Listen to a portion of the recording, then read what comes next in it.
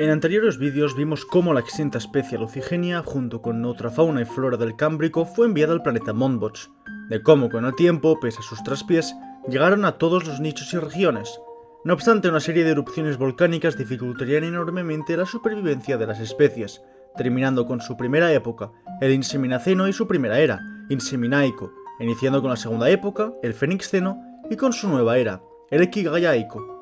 Los primeros en verse afectados por la acidificación del agua serán eventualmente las charnias que se alimentan de la tierra en la que llega este ácido. El Carpus darefructus, Venenufructus omnucorpis, Intracapis y Vinaemorphus cordycemotus, las especies que más dependían de esta pasarían a extinguirse. Las esponjas que se extinguirían aquí serían los Valuacidus titanis y Aphyllum. Sí, tampoco fue tan desastroso para ellos, son seres asexuales, por lo que no dependen de que haya otros para reproducirse y aparte son generalistas. La fauna tampoco lo pasaría muy bien. El Vorucompsombrinus asperasis amplitudus, a depender ahora de las ahora menguantes charnias y al ser más especialistas, se extinguirían. Al igual que el Antemanducus, al necesitar saciarse con más carroña que pese a ser abundante al inicio de la extinción pronto escasearía, el Theropoda Burupredator, Traditorus capturraptor, Corroboris fortis, Petrificis caporena, Luxuracis immobilis, el Suprasilva visilaris, Silvumedis mediovisus e Intraarena casus, principalmente por ser más grandes que otros que pudiesen competir contra ellos. Los mares usualmente se ven muy afectados por esta clase de cataclismos, no solo en el bosque por la muerte de las charnias, sino que también por la reducción del plancton, reduciendo el éxito de los seres filtradores, de sus depredadores y por mera cadena trófica de toda la vida submarina. Un tercio de la vida de estos mares moriría, lo cual para ser un planeta con una historia biológica tan relativamente corta es mucho. Si pensáis que lo que pasó en los bosques mixtos fue una desgracia, esperad para lo que se viene. Al la biodiversidad en los bosques de durotroncos no ser tan amplia como en otros lugares al ser un ecosistema relativamente joven, el desastre sería verdaderamente apocalíptico. Los Megaphoniumatroncos y Titanovertis no soportarían la acidificación, haciendo que los Gasulevis arachnomusca y los Lobomorphus pulmonimotus se extinguiesen, y por antonomasia, los Spiracavis profolium. Los Pluricavis tuvieron más suerte y por ende los Fascifermificis bisexis. Uno pensaría que por esto los Spiracavis a secas también, pero dado la falta de comida, se extinguieron igualmente. La inmensa mayoría de nectocáridos, luego se mostrará una imagen que explique todo esto, se extinguirían por ser demasiado grandes en un mundo en el que escasearía todo. Su edad de oro acabaría. Como Pluricavis venenudermis centraba tanta energía en ser insípidos para esta especie extinta, no le compensaba el gasto energético para una función que ya no le servía, por lo que acabó por extinguirse al no poder competir con sus hermanos. Solo quedaron 3 especies de este ecosistema. En esta clase de situaciones límite, la mejor baza es poder competir con éxito. ¿Quién iba a decir que en una era tan inhóspita la cooperación fuese tan ventajosa?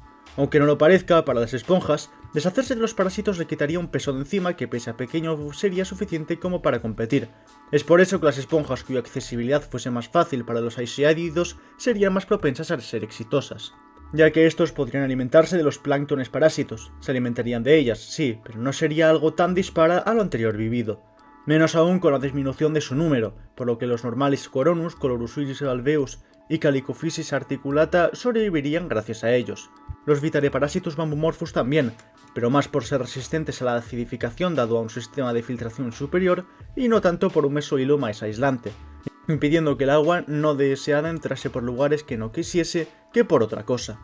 Pero ojo, solo serían 4 esponjas de las 16 que había, por lo que no sería la salvación de todos y cada uno de los aisiaidos, solo de los Megaloborus altusaxum y Calixophysis y Polyphilus vitareparasitus. Dado al cambio de pH del agua, los sensibles Migraris australum se extinguieron en esta región. Dado a la bajada de número de los aisiaidos, los Largulabia y Largucolus hagimus se extinguieron. En cambio, los Ovumorphus vertupistis shinjeki y Robupistris kiosin prevalecieron, dejando atrás a su hermano el Calephysis isayamus. Los mares abiertos, pese a tener una fauna que no dependía tanto de la flora para subsistir, no podría evitar el vérselas con la muerte. Dado a la acidificación de las aguas, casi todo el plancton moriría. Los únicos que pudieron prevalecer serían los tilosomas, dado a que el vivir en grupo y por su estilo de vida depredador, podrían competir con los demás seres macroscópicos. No obstante, disminuirían su medida hasta los 5 centímetros de todos modos, no solo por la acidificación que les inducía a enfermedades, sino que también a la muerte de los Pteroicacia, su principal fuente de alimento, dado las enfermedades y la reducción, en el caso de los Phorasomus, de su presa, el propio tiglosoma del que acabaría dependiendo, siendo una pérdida para ambos progresiva de la que solo la colonia sobreviviría. Los Asodabimembranoculus, los únicos de su género que podrían vivir tanto en aguas más profundas como a ras de la superficie del agua, por lo tanto, perdería su mayor depredador, y podría ahora dar caza a los Tylosomas, concentraciones de plancton muy nutritivas que les beneficiaría.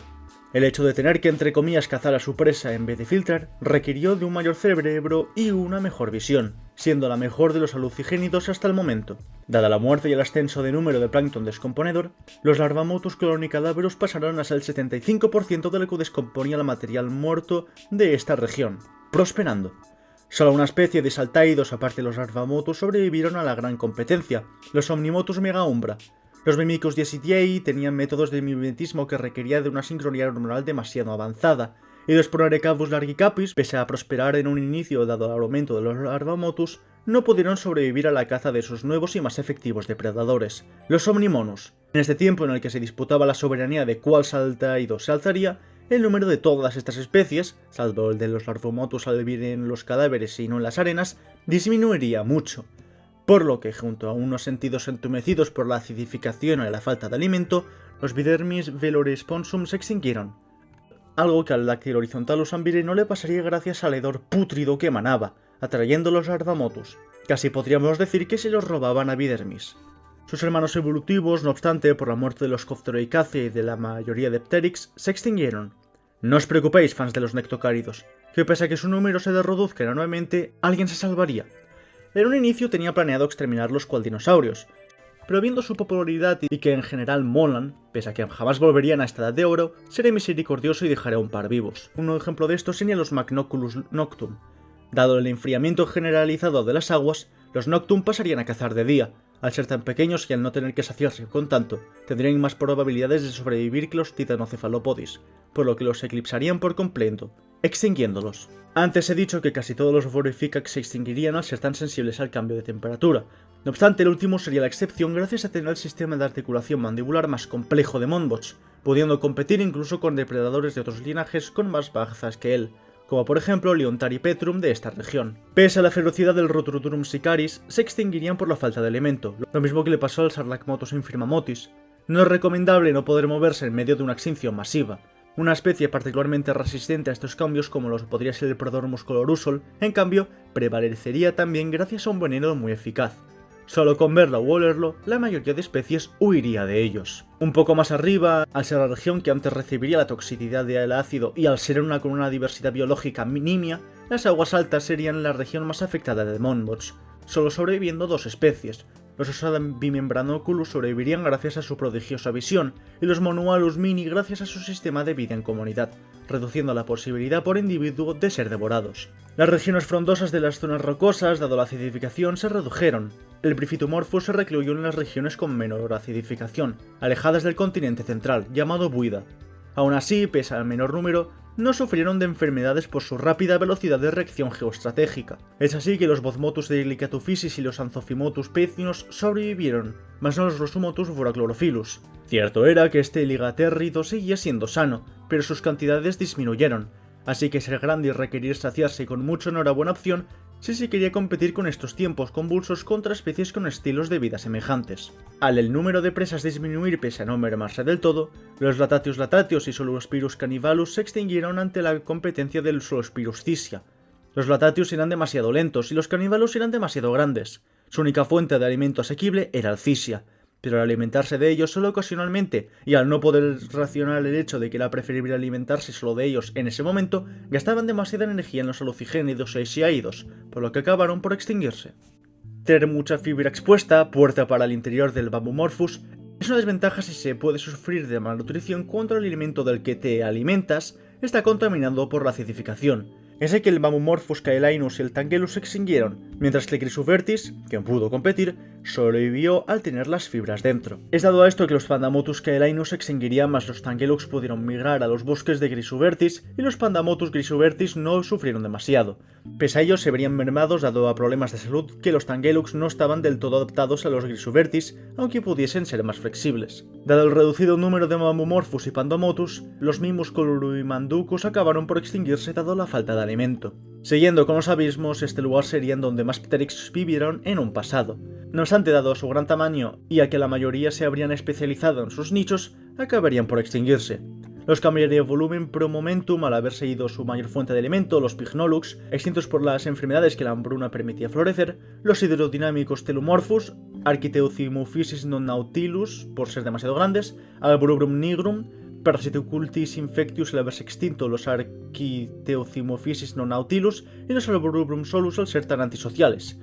Estar solo y buscar la guerra solo por territorios no es del todo beneficioso en tiempos de condena. Y del mismo modo en el que aquí serían en donde más nectocáridos se extinguirían, aquí serían donde más de ellos sobrevivirían. Los Pacornis extenden su membrana sobrevivieron dado a parecerse grandes, evitándose depredadores por intimidantes, pero saciarse con poco. Los Thelaserenis darelux también serían afortunados. Como la oscuridad y temperatura que se vivía en sus regiones pasó a ser la de más arriba por el efecto invernadero de las capas más altas de la atmósfera, esta especie pasó a vivir ahí, y sin estar tan recluidos por las paredes de sus abismos, pasaron al mar abierto, en donde con incluso más alimentos que antes de la extinción de su territorio, acabó siendo la única especie que se beneficiaría de este apocalipsis. El Argulucigenia abyssum seguiría alimentándose de la nieve marina que ahora abundaba por la abundante materia muerta de más arriba de los cadáveres. Los Archopistes levialus y el Argocorpus columorphus, la descendencia común de los Omnifluctus crepusculum, sobrevivirían también gracias a tomar un nicho ahora desocupado, el de carroñeros. Al ser menos quisquillosos que los Grossosicarius que sí se extinguieron, prevalecieron. Tras toda esta catástrofe que hemos visto, por suerte, la vida no se detendría. Al contrario, este episodio de muerte sería una gran oportunidad para que la vida florezca de nuevo con nuevas formas. Mientras que las especies de mar abierto de aquí habitaban huyeron por el frío más al sur, otras llegarían más tarde, aprovechando un nicho inexplorado con un plancton recién recuperado de una acidificación que había azotado a estas aguas por medio millón de años. De momento, todas las especies del planeta serían de sangre fría, es decir, que su cuerpo dependería de la temperatura ambiente, y según qué especies, su temperatura óptima sería una u otra. El Prodormus colorusol pues aprovecharía para comerse el ahora abundante fitoplancton que se quedaba estancado en el lecho marino. Bien que soportaban las bajas temperaturas, pero bien que el frío cristalizaba su hemolinfa llegado a cierto punto. Es de esta manera que surgieron dos soluciones a esto. El Protormus glacies desarrolló un anticongelante en su hemolinfa para variar la temperatura en la que sus fluidos pasaban a solidificarse y así permitir moverse sin convertirse en hielo en un margen mayor de temperaturas. El Prodormus frigus omnis, en cambio, podría detener a mínimo sus funciones vitales temporalmente en caso de que la temperatura del agua bajase a menos 3 grados, puesto que la media era de 0 grados. Pasando a hibernar. El tiempo máximo en el que esto sería posible sería de 2 meses. Pasado esto, el cuerpo moriría. Pero como estos episodios de extremo frío no ocurrían tan seguido, no solía ocurrir esto. Parece poco, pero estas criaturas eran muy resistentes. En la frontera entre las aguas abiertas y las aguas árticas, los Phorificax últimos, llegando a su límite, podían llegar a comérselos. Con el paso de los millones de años, estas poblaciones se fueron adaptando a tierras más frías. El aislamiento geográfico, no obstante, hizo que se separasen de sus hermanos de las aguas abiertas, convirtiéndose o en el Grex Polaris o en el Armagedonis Cygnus, quienes aprovecharon las termas que hubiera por ahí y aprovecharlas como fuente de calor, siendo criaturas migratorias y territoriales. En el opuesto sureño del planeta, en cambio, contaban con regiones abisales y de mar abierto. La mayoría de criaturas de mar abierto, pues, huyeron, pero los de abismos, en cambio, tomaron en parte su lugar. Los Largocorpus columorphus fueron a regiones más altas para que les diesen más calor. Entre el aislamiento geográfico de quienes se quedaron en las áreas más profundas y el cambio morfológico al que tener que soportar presiones más bajas, pasaron a evolucionar en el Largocorpus Sol. Ahí se alimentaron del zooplancton que había proliferado por la falta de depredadores por la catástrofe. A su vez, Thelasereni, que huyeron de las ahora tórridas aguas no polares tras los peores años de hielo, migraron a los polos. Ya no podían aguantar las presiones de los abismos, pero sí el frío, por lo que ahí, en bandada, se encargarían de alimentarse de los Largocorpus columorphus. Todos estos cambios morfológicos lo convirtieron en el Thelasereni arctos. En lecho, en cambio, los Colorusol de las aguas abiertas llegaron ahí. En manadas de miles, el calor que harían al rozar la tierra entre tantísimos subiría un grado la temperatura ambiental, suficiente como para que no se congelasen. Los Carpus minimus y los Vinaemotus floris serían las únicas dos especies de charnídeos que sobrevivieron a la extinción.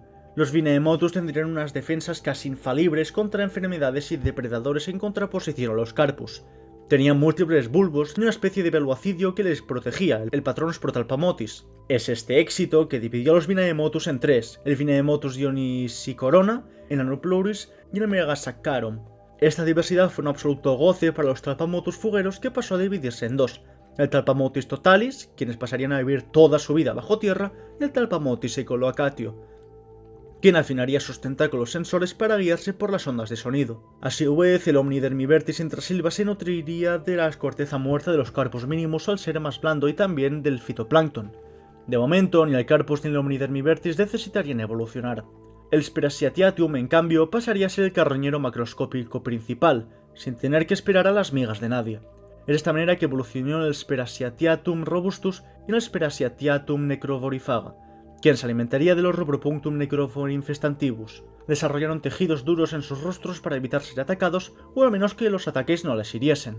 Pese a esta resistencia, esto no supuso ningún problema. Siguieron con su estilo de vida de herir sus presas para comérselas entre todos ya muertos de momento. Dado a su prosperidad, se dividieron entre el Rubropunctum pax, quien solo comería cadáveres que se encontrasen, y los Rubropunctum sicarus, quienes perfeccionarían sus métodos de caza, alargando sus púas, afilándolas y fortaleciendo la fuerza de sus saltos. Ya dentro de los charnidos, los Primovermicus promombochum se alimentarían de las células muertas, de los parásitos y de algo de sustancia que los charnidos producían a modo de recompensa por su servicio.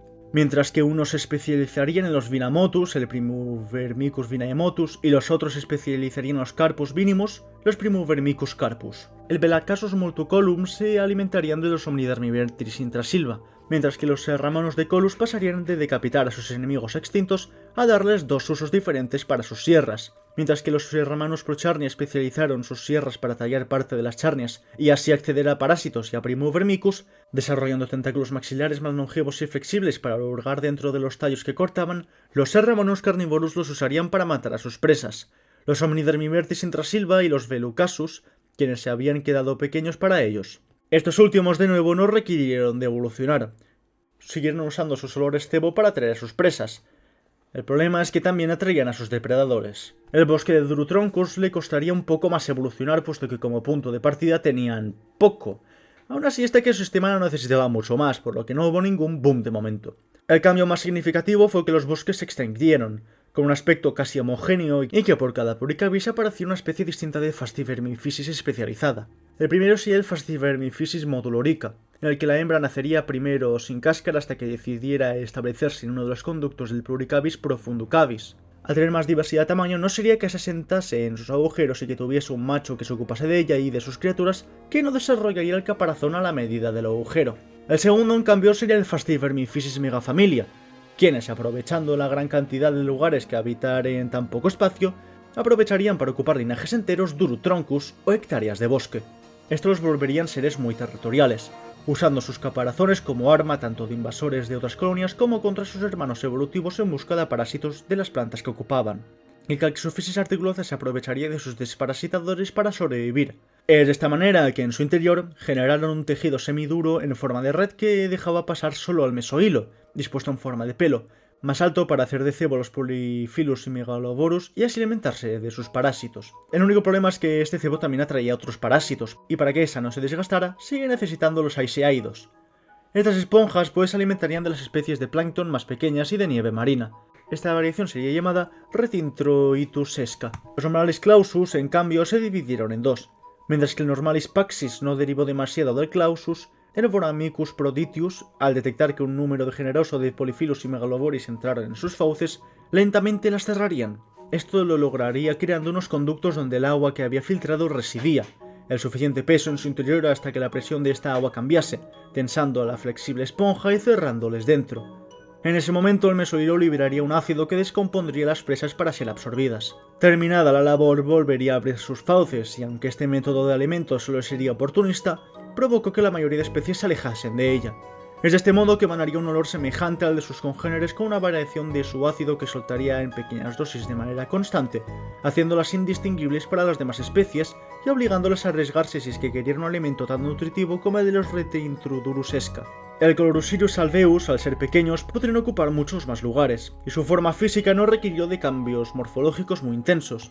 Igualmente acabaron por dividirse en tres especies para llegar a nuevos lugares. Los Chlorusirus arena habitarían en los mares abiertos en grupo, fungiendo de oasis en medio de aparentes desiertos. Los Chlorusirus fraterus, en cambio, se quedaron en los bosques, siguiendo una vida muy semejante a la de sus antepasados, mientras que los Chlorusirus petra fueron a las regiones rocosas. De todas las especies de Aiseaidos, el Polyphyllus vitareparásitos fue la que más éxito tuvo. Mientras que el Migrarena coronis con los Colurosiris anhelan los mares abiertos en sus agrupaciones, miraron durante cientos de kilómetros de oasis en oasis para cortejo y para nuevos recursos, los Clonipterus largocorpus llegaron a las zonas rocosas, alimentándose aparte de mesoído de las esponjas del Bryphitomorphus. Otro linaje, el de los Perpetuodomus in Spongia, se quedaron en los bosques de esponjas, sin derivar demasiado ni en cuanto a morfología ni en cuanto a comportamiento. Los Megaloborus calixophysium seguirían acudiendo solo a los descendientes de los Calixophysis, ahora siendo los Rhintroitus esca. Por un tiempo no atacaron hasta que el Aeromotus incursius, descendiente del Megaloborus aluxaxum, empezó a entrar en los Retintroitus. Este les obligó a evolucionar el Bature fortuclus, quienes podrían tomar carrería flexionando sus patas para golpear con fuerza a sus rivales, noqueándoles o hiriéndoles de gravedad. Los hermanos más pacíficos de los Daremortem incursius, en cambio, desarrollarían un exoesqueleto que de momento en las especies de Aesiaidos y Elucigénidos eran más flexibles que duros, y resistente al ácido de los Voramicus protitius, permitiéndose darles igual a dónde ir. Pese a todos los dilemas que sufrirían esta especie en las esponjas, los Vertipistris sinjeki se alimentarían de ellos, habiendo evolucionado el Vertipistris acidus. Vería desde las alturas en su soberbia a estos Aesiaidos, adentrándose a las esponjas para comérselos. En los mares abiertos, los Uroficus últimos acabarían por ser el depredador superior en tierra. No obstante, el Magnoculus noctum le hacía competencia, por lo que decidió expandirse a zonas rocosas, a oasis y a bosques de Bambumorphus en busca de alimento más fácil de encontrar. La estirpe que se quedó en las regiones más arenosas y aparentemente inhóspitas sería el Tranquilis terrapexus. Sobre sus cabezas, no obstante, los dos descendientes del Magnoculus noctum, el Accipterus aquaptera y el Anticunecare asonitus, les atacarían tanto a ellos como a sus presas. Aún así, en las aguas un poco más altas, los tiglosomas se alimentarían de ellos, y los tiglosomas a su vez serían devorados por los Osada bimembranoculus, que al ver que con sus nuevos protoojos se tenía una ventaja inmensa, se dieron dos especies. Uno podría ver con una nitidez inmensa objetos que se moviesen, el Cristronus rhynchodomorphus, y otro con mayor nitidez, aunque no tanta como sus hermanos, aunque siempre con el mismo nivel, pudiendo percibir mejor su entorno, el Omnivisio tututempis. Los Larvamotus clonicadapirus prosperaron, evolucionando en tres especies, pues el Larvamotus cebra, el Larvamotus flexibilis y el Larvamotus parásita, que en grupos dejarían huevos en la tierra y los abandonarían, renovando los grupos con mayor velocidad, y que, cuando alguna criatura más grande tuviese contacto con ellos, pegársela al cuerpo para alimentarse de este desde dentro al nacer. Para engancharse, los huevos deberían desarrollar una forma de gancho en la cima de estos, por donde saldrían las larvas entrando al cuerpo. El Omnimotus megaumbra, en cambio, se alimentaría de estos cuando se los topasen, generándose la rama de los Omnimotus fagainfans. Otra ramificación, los Omnimotus milesingula, desarrollarían grupos de entre 1000 a 5000 ejemplares, mientras que antes eran entre 500 a 1200. Pegando un salto de natalidad enorme. De este modo, los Neontaripetum aprovecharían para alimentarse de estas colonias. Desarrollarían un olor que los confundiría con uno de ellos. Estos serían los Neontaripastus carnis. El otro grupo, en cambio, en grupos pequeños atacarían los Tranquilis terrapexus en combates igualados, en ocasiones ganando los Leontari y en otras los Tranquilis. El Dactylohorizontalus ambilis se dividió en dos especies, el Dactylohorizontalus mathematicus y el Dactylohorizontalus chaos. Uno desarrollaría patrones más geométricos y estables para todas las especies, mientras que el segundo operaría en un sistema de raíces más semejantes al anterior, pero mucho más extenso, adaptándose al ambiente en el que crezca el individuo y por ende desarrollando una suerte de polimorfismo, en la que una especie puede variar enormemente de aspecto dependiendo de su entorno y o disposición genética, cosa que pasa con jaguares y con hormigas. Los Prodormus que se quedaron en las arenas, el Prodormus desertis, exagerarían la diferencia entre sexos y ahora sería el macho el único que emanaría el veneno tanto para cortejar como para defenderse. En el nuevo ecosistema del oasis espóngico, el Prodormus colorusor entró para alimentarse de las esponjas, compitiendo ahora con los Migrarena coronis y convirtiéndose en el Prodormus oasis. En un inicio, en altas aguas, no habría mucho dilema, solo un depredador y solo una presa. Aunque sabes de la evolución, sabrás que la simpleza no es la norma, por lo que rápidamente los osadas bimembranoculus evolucionarían. El Cristronus rhynchodomorphus podría ver como una nitidez récord a todo aquello que se moviese, permitiéndole cazar y no gastar demasiada energía analizando todo lo visto a la vez constantemente. Esto lo convertiría en un cazador muy eficaz y testarudo. El hermano evolutivo que se quedó en estas aguas, en cambio, el Tipomorphus phogaplancton, pasaría a alimentarse del ahora abundante plancton de la región, recorriendo cientos de kilómetros al año para tomar más y tomando el rol de gigante filtrador. El Manualus mini, por su parte, dado su gran número y prosperidad, se dividió en 3 especies. El Monogestus omniunus pasaría a fecundar grupos a ser directamente bancos que podría compartir individuos entre agrupaciones para que haya más diversidad genética y evitar la consanguinidad. El Phagamortudermus cliens, en cambio, pasaría a rodear a los Tipomorphus para alimentarse de su piel muerta y de parásitos en una relación simbiótica que, con su gran tamaño, les protegería de depredadores.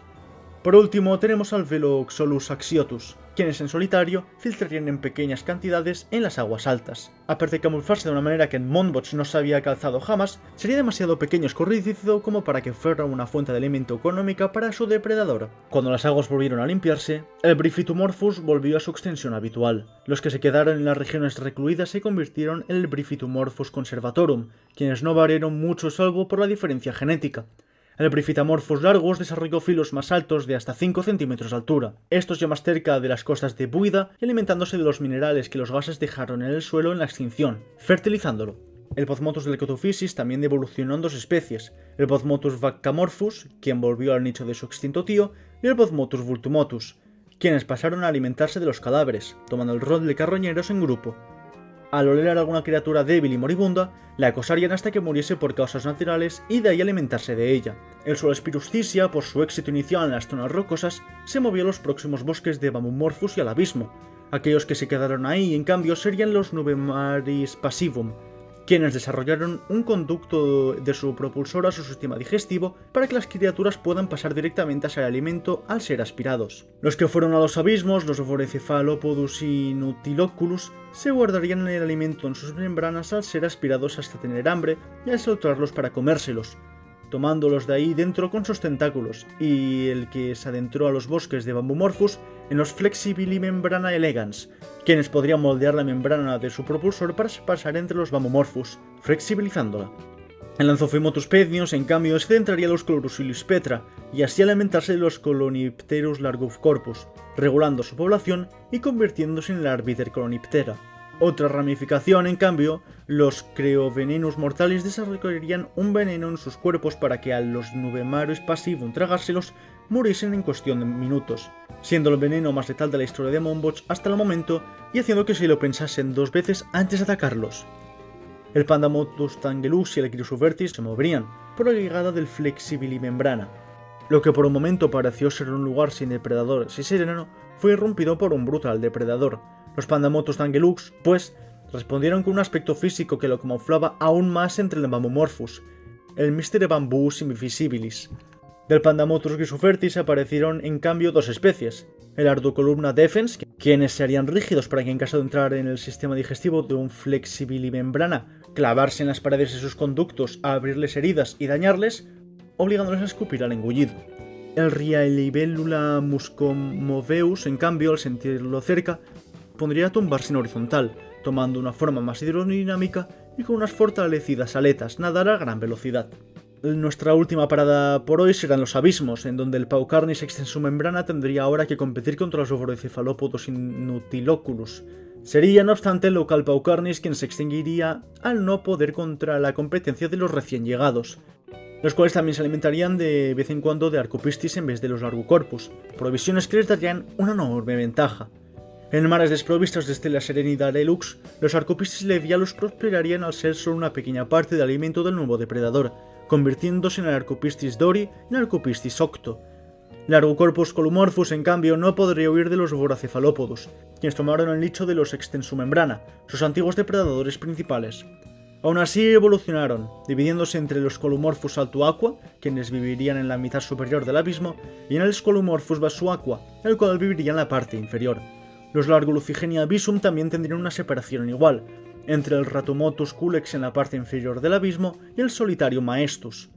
Ambos separados no solo por aislamiento geográfico, sino que también por estar adaptados a diferentes presiones. Tras este tortuoso paso de la muerte a un amago de prosperidad, las especies darían un salto evolutivo enorme al tener tantos nichos para ellos solos de nuevo, y como es costumbre en la historia de la vida en la Tierra, desarrollarían formas bastante raras para innovar, aunque eso ya sería entrando en el Fenixteno medio.